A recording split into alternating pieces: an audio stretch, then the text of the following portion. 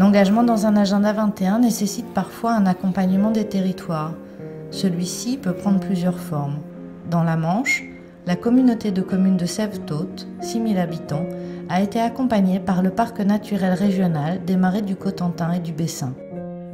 Ils étaient venus me voir en disant voilà, on envisage lancer des opérations Agenda 21, est-ce que ça vous intéresse?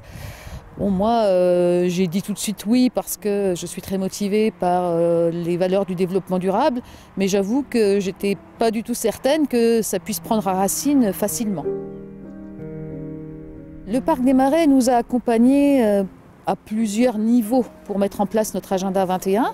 Bon, il y a d'abord eu un accompagnement financier qui est quand même toujours intéressant, qui passe à travers la région et l'ADEME. Il y a eu l'accompagnement en ingénierie pour élaborer les cahiers des charges, pour nous sensibiliser et nous former, nous les élus, à ce que c'est qu'un Agenda 21, comment on peut le mettre en œuvre. Et puis également trouver des acteurs dans le territoire français qui se sont déjà engagés pour nous apporter une certaine rassurance, qui nous ont vraiment accompagnés tout au long du processus.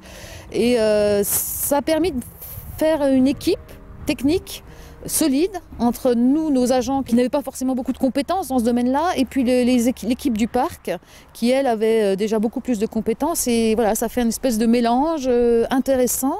Et c'est vrai qu'aujourd'hui, cette aventure partagée, on peut la retrouver dans d'autres actions. On est beaucoup plus à l'aise aussi, je pense, entre techniciens et entre élus pour s'interpeller. Si on a une question, qui soit d'ailleurs du développement durable ou autre, bon, ça élargit en fait notre champ d'échange.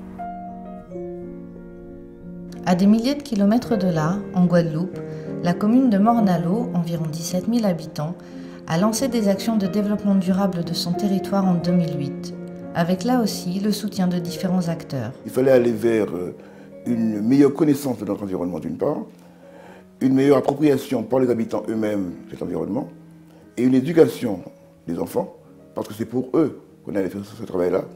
Alors pour la réalisation, évidemment, il y a la commune, la volonté communale, mais elle n'est pas suffisante, bien évidemment.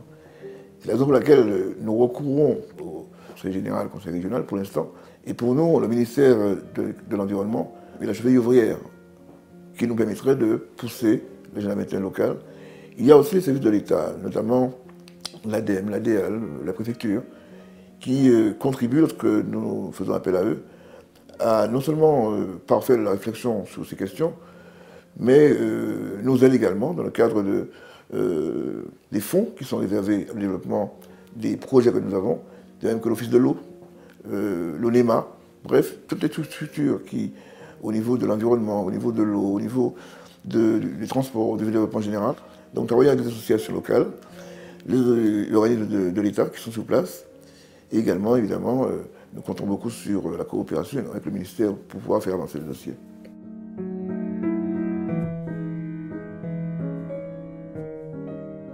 Dans le Limousin, la Fédération d'associations Limousin Nature Environnement et la Direction départementale des territoires sont à l'œuvre pour soutenir les collectivités dans leur démarche de développement territorial autour des agendas 21. Limousin Nature Environnement répond à des invitations déjà, donc c'est pas une offre de service affichée ou commerciale, c'est une participation du mouvement associatif à des projets de territoire. Les communes, on les connaît souvent parce qu'on met en place des actions qui sont liées à notre fonction.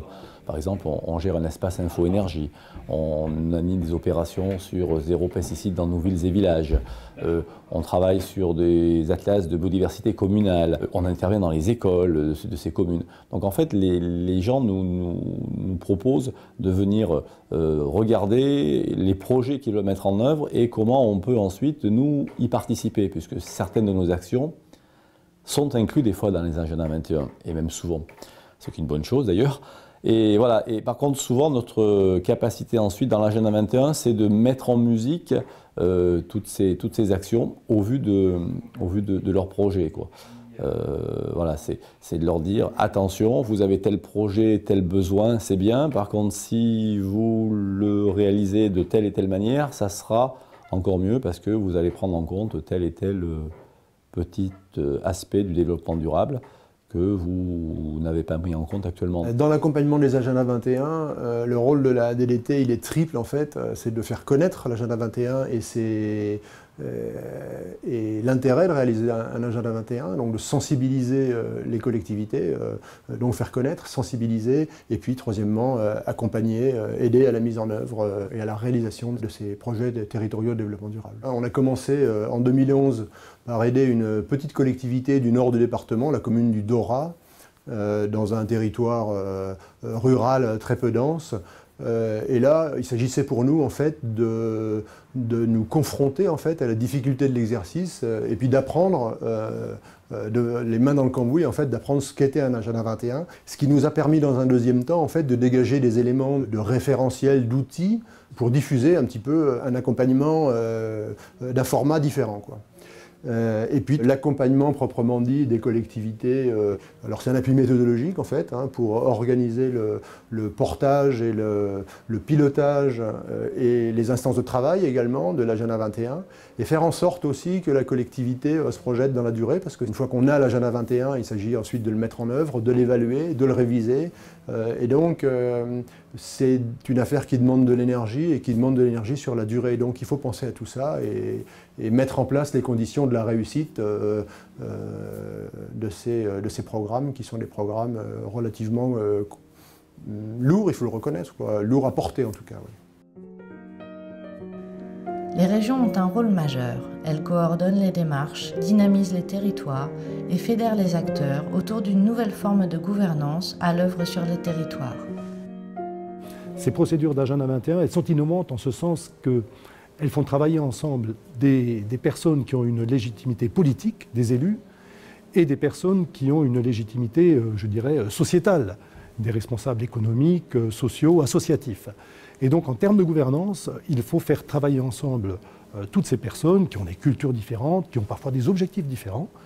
Et grâce au travail méthodologique élaboré par l'ADREAL et les DDT, à partir de territoires expérimentaux, on arrive aujourd'hui à professionnaliser la gouvernance des agendas 21. L'État est dans sa double fonction. Il s'agit d'abord d'impulser, de susciter l'envie chez les acteurs de territoire, puis de les accompagner et de s'assurer que le projet passe de la conception à la réalisation. Donc là, on est davantage dans un accompagnement individuel des porteurs de projets. Et cette mission mobilise essentiellement les services de proximité que sont les directions départementales des territoires. Et ensuite, la deuxième mission de l'État, c'est d'assurer, je dirais, d'être le garant de l'avancée collective de cette démarche, puisque nous avons une centaine de chantiers en cours. Et là, l'appui est davantage méthodologique. Il faut y aller parce que demain, notre développement il va nécessiter de réfléchir autrement, de faire autrement. Si on veut continuer à vivre sur cette terre, si on veut que nos enfants continuent à vivre sur cette terre, il faut réfléchir autrement. Et pour moi, la démarche la plus complète, c'est l'agenda 21.